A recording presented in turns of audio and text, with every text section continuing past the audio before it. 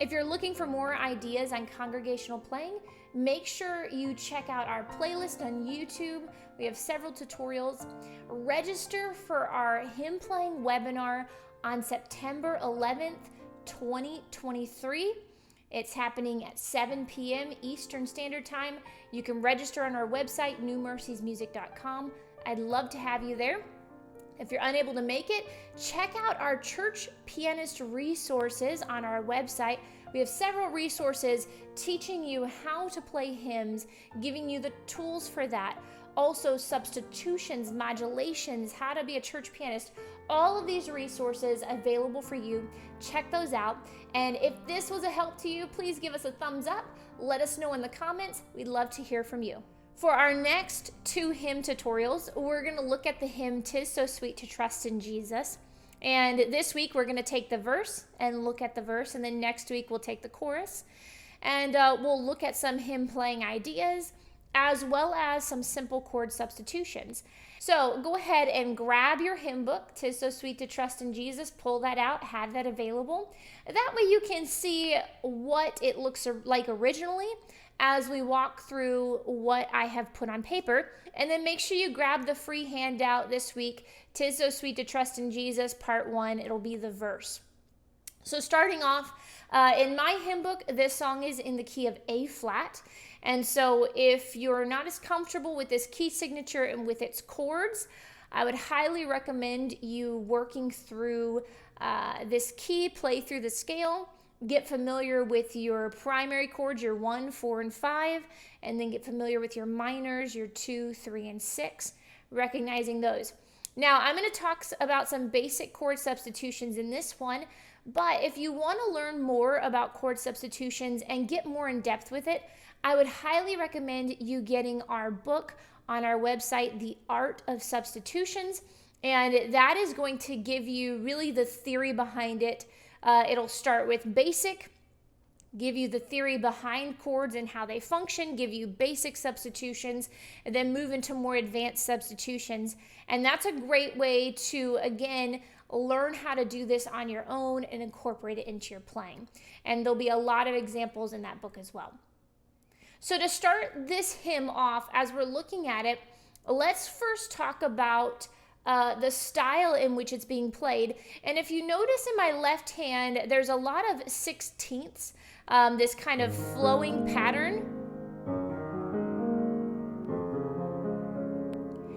And I chose this for this verse, and maybe if we were singing this in a congregation, I would play this portion of this on maybe verse 2, where it says, "Oh, how sweet to trust in Jesus, just to trust his cleansing blood, just in simple faith to plunge me." This kind of feels like this flowing sound, so I would use that maybe for that verse there. So we have that flowing pattern, and here's just a little simple tip for you when it comes to rhythms in hymn playing. A lot of times when we get to hymn playing and we're trying to figure out what can I add to the hymn, look at your rhythm in your melody. So if we notice the rhythm in our melody is just this quarter notes, some dotted quarter notes, but really straightforward rhythm. So if that's the case, I really don't want my left hand to do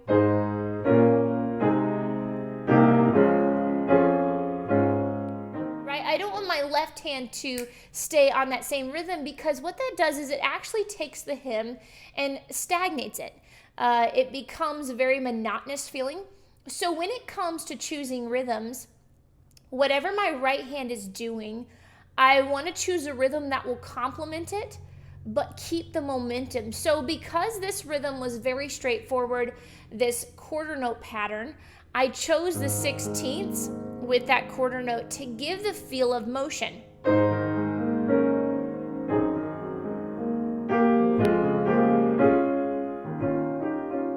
Now, if you notice, that 16th pattern is going to go back and forth between my hands. So, for instance, when we get to measure 4, now my left hand is not doing the 16ths, my right hand is. So my left hand is going to go to more of 8th notes, and my right hand is going to take over that 16th feel.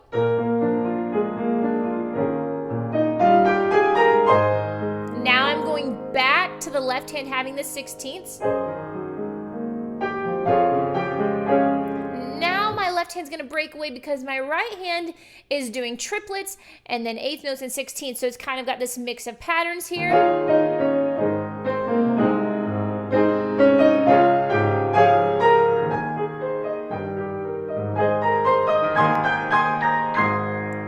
So I'm really taking the idea and looking at my right hand. What is my right hand doing?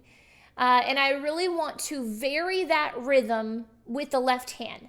Now, if the right hand chooses to do 16ths like I did on measure number 4, and I use those 16ths to play that melody line there, now my left hand needs to, again, change the rhythm. By doing this, you'll create more variety in your hymn playing, and you'll also allow your hymn playing to move forward and not stagnate. So really think about, okay, what rhythms do I want to have in my right hand?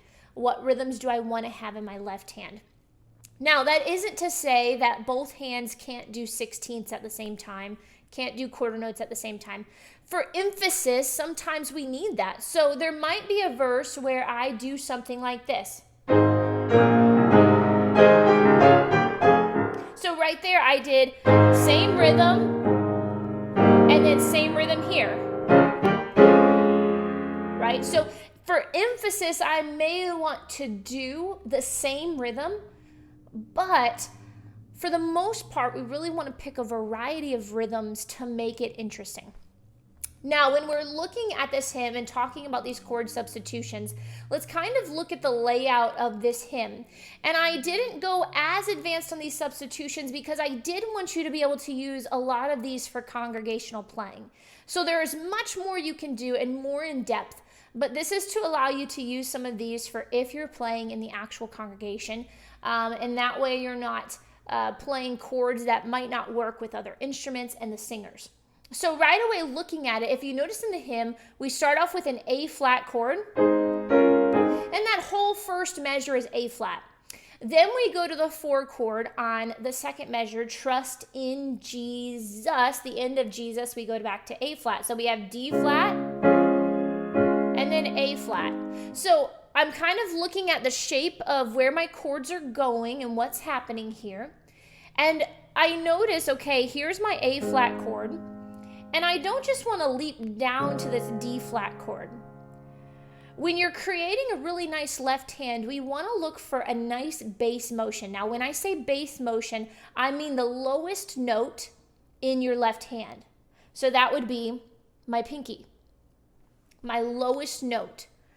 So I want this motion to have a really nice motion. Now, sometimes, yes, I want this left hand to leap around, and it's purposeful. But for the most part, I really want to have this nice bass motion that moves to the next chord rather than constantly leaping in root position. And what that means is if I have an A flat chord and I have an A flat in my pinky, that means I've played it in root position. That's the root of the chord. If it's a D flat chord and I have a D flat in my pinky, that means I'm in root position.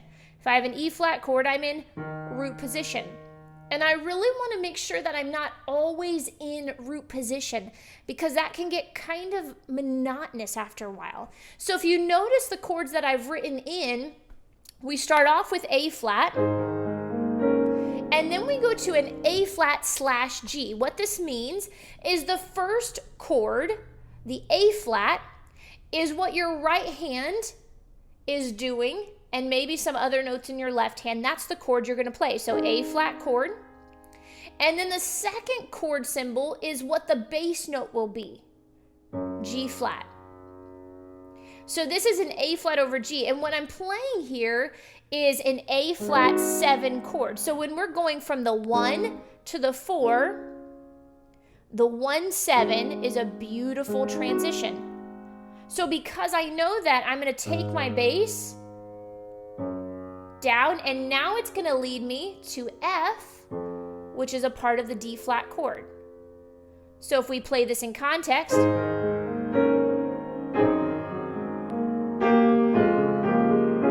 so I've walked my way down, and now we have this Jesus. In this section right here, it moves from a D flat chord to an A flat chord. the second part of Jesus. So what I have in the handout here is I'm playing a D flat on top, and again, another slashed chord. The first chord is what the right hand is doing, and maybe the rest of the notes in the left hand, depending on how many you're playing. And then the second note or chord is what my pinky's playing. So I'm playing a D flat over an E flat. And this works really nicely when you are moving to a 1 chord, and maybe you have a 4 chord prior to that, or a 5 chord prior to that 1 chord. Doing the D flat over E flat, or the 4 over 5, is a really nice transition. So that's why I chose this. And instead of me just playing chord, I chose to do a triplet here. And all I'm doing is I'm stepping above the melody. Here's my melody, going above it and back down. I'm playing an upper neighboring tone. Okay, so let's put that in context.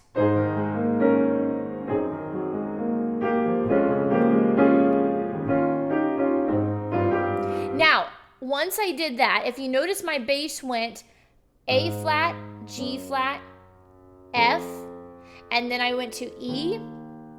Now we're going to kind of start over. Kind of a new half of a phrase is going to take place here. We haven't completed a whole phrase, but kind of a portion of it. So we're going to start back over on A flat, and that bass is going to walk down to an F minor. So now on the word just to take him, this is an A flat chord in the hymn book. We're going to choose an F minor. So when we have the 1 chord, which is A flat, the minor 6, which is F minor, is a nice substitution for that chord. They share a lot of the same chord tone. So if you notice, here's A flat, here's F minor. If I were to keep this E flat on top, this is an F minor 7. So this chord right here works beautifully, even in congregational playing, when you have a 1 chord and you can easily substitute that 6 for the 1. Almost 100% of the time, it should not affect that chord at all. So now we have this F minor, and then we're going back to an A flat chord, but again, I don't want to play A flat in the bass, so look what I'm doing. I'm continuing to walk that bass down, and now we have this E flat in the bass. And now right here, where it says, at his word, just to take him at his word. On the word at, we have an E flat chord. His is a B flat major 7, and then word is E flat. Well, in the handout you received, instead of doing E flat, B flat major 7, E flat, I chose to go straight to that B flat major 7. And it works beautifully with the melody line. And then instead of going right to an E flat chord, we're going to do a B flat minor, because our 5 chord right here, this is our 5 chord E flat. The minor 2 is a great substitute for the 5 chord, and our minor 2 is B flat. But that's the chord we have over an E flat. And then it's going to transition back to our A flat chord, and we're going to use some of the similar chords that we've already talked about. Now, as we look into this a little bit more, as we're getting to that at his word, let's look at what I'm playing here. This right here is a connector to connect me to my next register. A lot of times I get asked, how do you transition registers smoothly rather than leaping? And that's through a series of connectors. And this is a basic one. It's just a scale. I knew how much time was available for me to use, and I knew what speed I needed. Now I've worked my way up to the next register, and I'm going to carry on the same idea, flowing. I'm bringing it back. And then the same rhythmic idea that I did before, where I played the, but now I'm doing it a little bit different. I've changed that melody a little bit. And that took me down a register. So rather than me doing,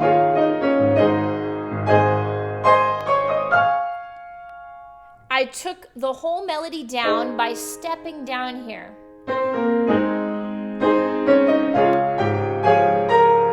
And now Now we're up the register.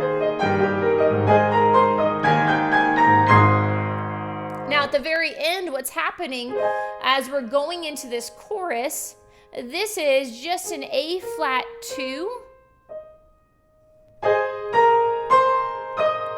And we land on this A flat, and then we're gonna play a lower neighboring tone, back to the note, and pass up to that melody.